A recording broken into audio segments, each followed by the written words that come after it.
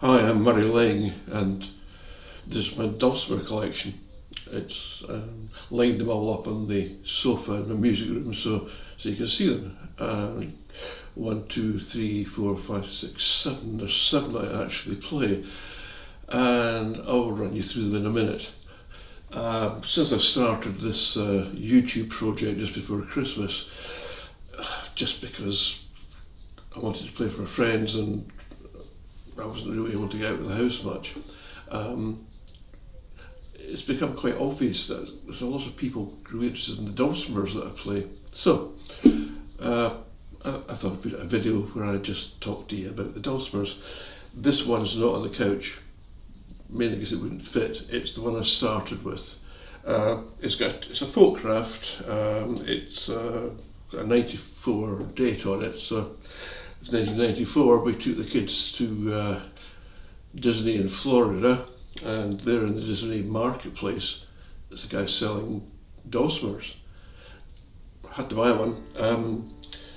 I bought an album back in Edinburgh when I was at university, so I think it must have been 1973.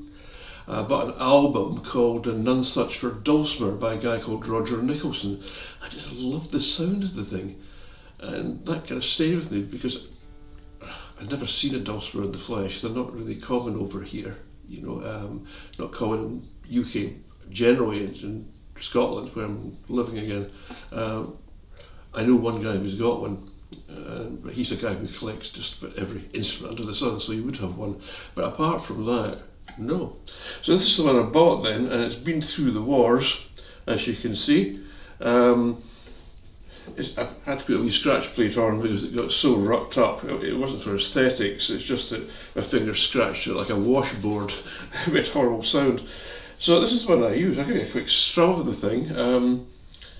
It's the standard Folkcraft, it was the standard Folkcraft vibrating string length of 27 inches, which I was always quite comfortable with.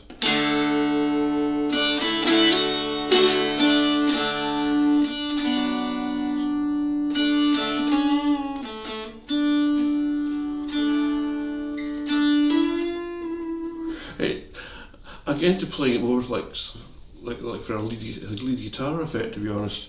And when I came up to Scotland just a few years ago, I got together with a guitar player called Jimmy Hawthorne, and rather than me play guitar, I got the dulcimer out for its case where it had been for decades and started playing stuff on it like that, and that's how it all started.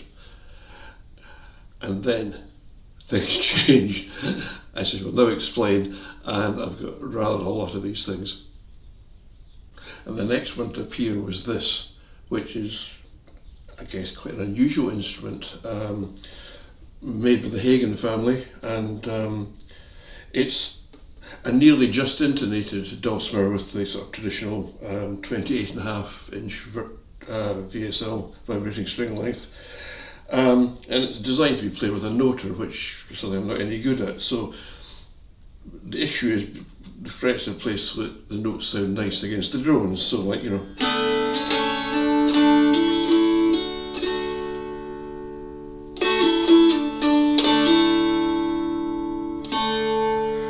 also is quite nice. And actually, I got this because for my wife, I wanted to play on a dulcimer, traditional Scottish, well, not traditional, a Scottish fiddle tune. It was actually written by Neil Gow, and it's called Neil Gow's Lament for the Death of His Second Wife.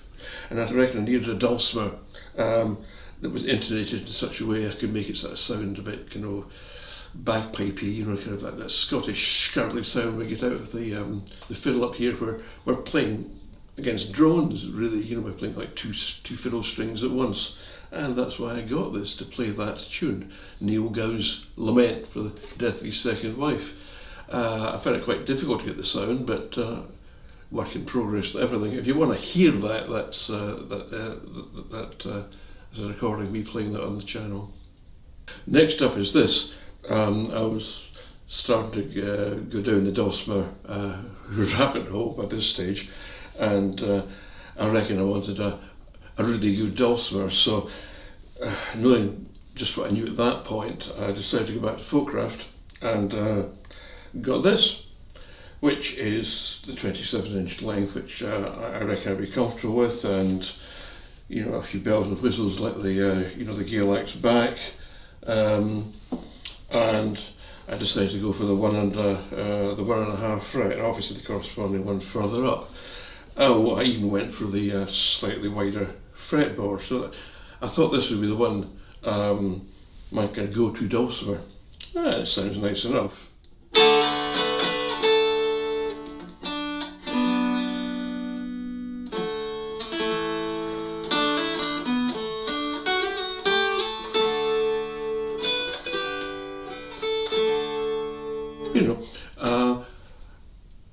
But I don't play this that often. It's got a really robust sound, and I do play it.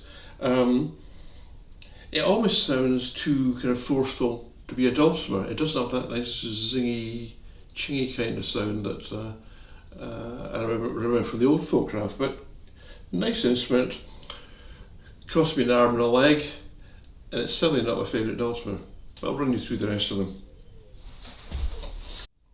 This possibly is my go-to dulcimer that I use most of the time, to be honest. It's a McSpadden, and I went for their range of 26-inch scale length. I thought it'd be a little bit more comfortable. By this stage I was living in my own, and to be honest, really getting into dulcimer. I mean, I think dulcimer music saved me really, because I was, disabled, not terribly mobile, rattling around on my own in a big house, and having to deal with grief really, and I embedded myself in all this, and it's kind of worked for me. I made another modification to this one. You see the wee extra fret there. I was very impressed by an American lady I found online called Jessica Como, and she gets that effect by just putting a bit of guitar bar and some sticky tape on the instrument. But I thought that's really good, because I like playing sort of Scottish, Celtic-y stuff in sort of Mixolydian mode. So you want that C natural note, and you want to be able to play a C chord. Because the only other C you've got is up there, so.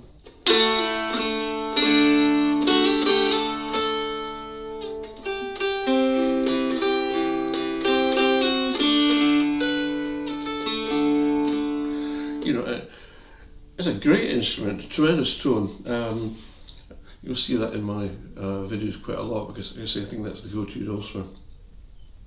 Then I went completely mad and bought one of these. Yup, it's the Folkcraft McSpadden. What a beast of an instrument. I decided to go with a 25-inch vibrating string length, because I thought it would take me use up more of my stretch getting across the fretboard rather than just up and down it. In hindsight, I wish I'd gone for 26, maybe not 27, because the downside, if you start trying to play notes away up here, there's very little space between the frets. It's quite hard to play. Horses for courses, down, lower, down, it's much easier. And it's got a nice sound. I'll give you just a couple of chords that you'll...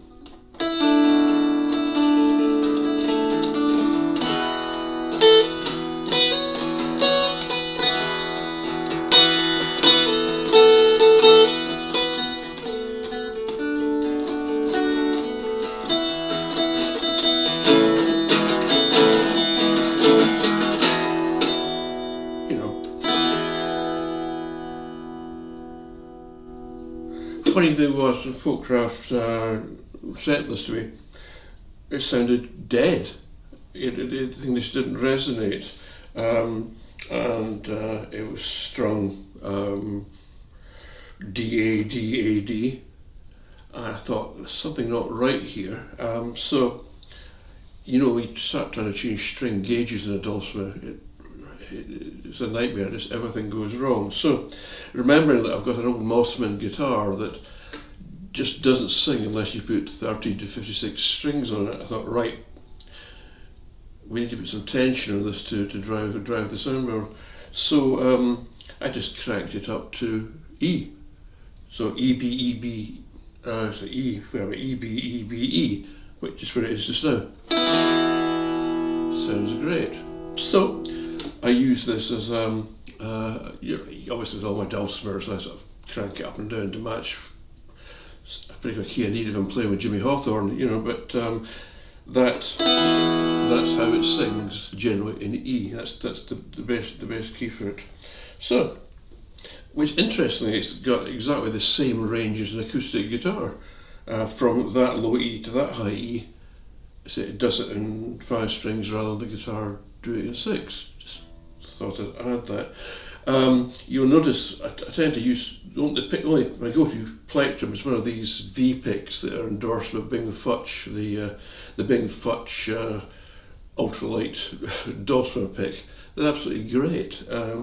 Great tone. Thoroughly recommend them. You'll notice all my picks have got it's always a bit of white tack stuck in it.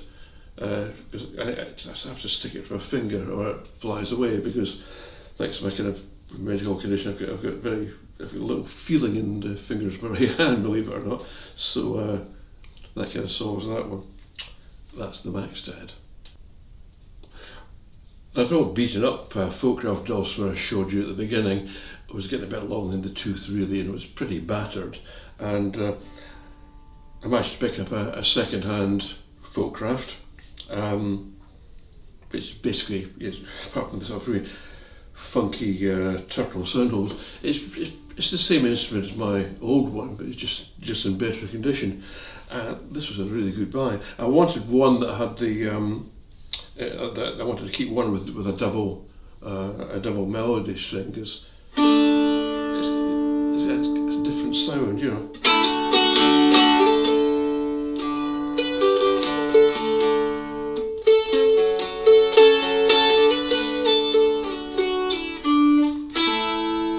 whatever. It's got that nice sort of 12-string guitar sound, and I was always very keen when I started learning to play dulcimer, way back before I messed around with one before. I suppose I've never had a musical lesson for any instrument from anybody. I don't roll that way. I just get an instrument and work out what to do with it. So I was doing a lot of stuff where I would play the melody on the bass.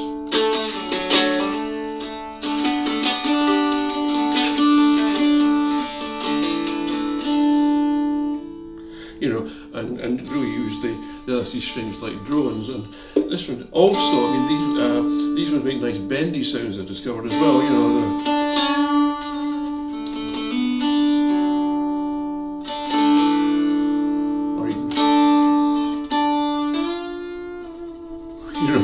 all that stuff which you can tell a guitarist really not a sort of dyed-in-the-wool dulcimer player. Anyway, standard sort of 27-inch length. You'll see that in the recording as well. Moving on. So by now I was having a pretty weird life here in the Scottish borders, kind of living at home and either sleeping, eating, looking after my houseplants, or playing guitars and dulcimers. So I'm afraid I got myself this. I got McSpadden to make me this. It's a baritone dulcimer, standard tuning being like A, E, A, though obviously you can crank it up and down, a couple of semitones out of the way without doing any damage. Completely different sounding thing. If I use a pick on this, use this like a 1mm thick thing, picks is a whole other issue. If you want to know about my obsession for all the different kind of flat picks, thumb picks, capos, message me in the comments, and I might make another video so I'll show you my enormous collection of peripherals. But this,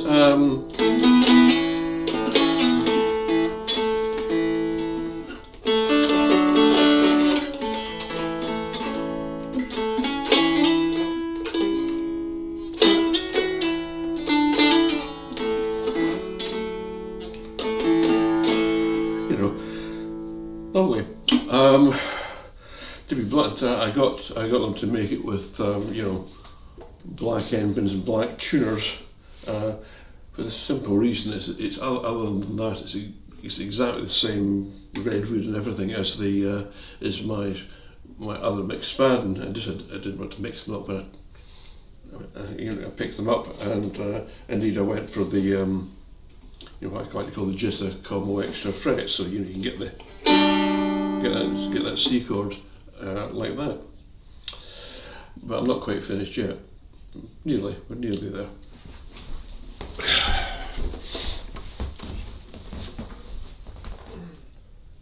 And here we have the last dulcimer I've bought for now. It's an Orthey. I managed to acquire this from a guy I know in England. It was actually made in 1984, so it's actually older than my old band up when I've retired. So it's made by George Orthey. You can Google him. He's a famous builder, and it's just so unusual. I started to understand intonation. As a guitar player, you just use an electronic tuner, hit the notes and off you go. But some years ago I bought an Indian sitar. Yeah, I've got one of those as well. I started to understand intonation, and I wanted a dulcimer that sounded sweeter than was possible with that compromise of equal temperament. Now I reckon if this had been made in 1984, it'd be designed to play this in standard tuning at that time, which would be like, if you're talking D, it's like DAA, and it sounded horrible. Couldn't understand it.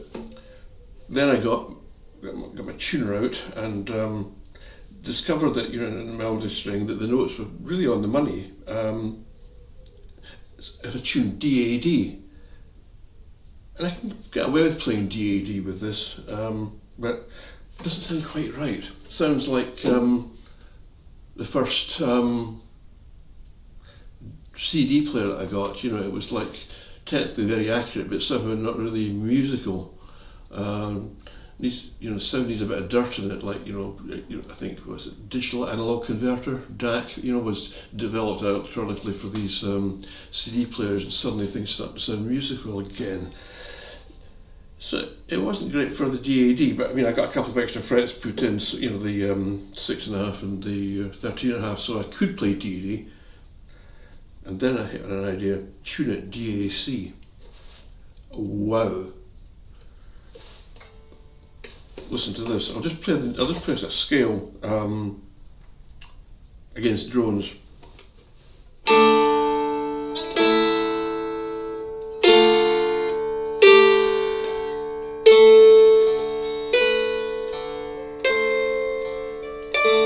And it all sounds all right.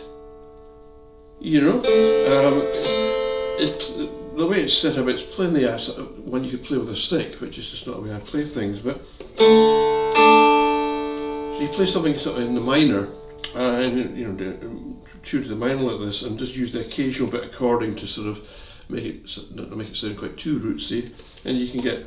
And I find I end up playing that with one of these speed picks for some reason. That also lets me play the bass with my fingernails, which are false, by the way, guitar player. So.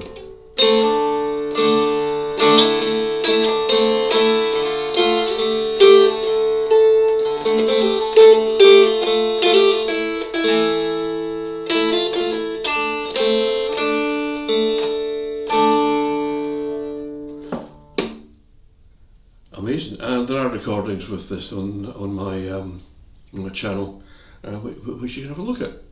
So that's the Dulcimer Collection. I hope you've enjoyed this. I hope it's been in some sort of way useful for you. Do visit my channel and see everything else that's on it, because there's quite a lot of stuff, and it's growing slowly, but it's growing gradually every week, apart from the occasional crazy outburst of mania if I put up a particular dulcimer tune and the algorithm seems to like it. So do have a look at the rest of the channel and visit it, because if you find this at all interesting, you'll find the rest of the music quite interesting. And I'm saying, I'm not doing this for money, I just want to share with you guys. So have a look and let me know. It'd be useful to me if you think there's something you'd like me to do or explain or talk about. Please let me know, otherwise I don't know. So that's it for now.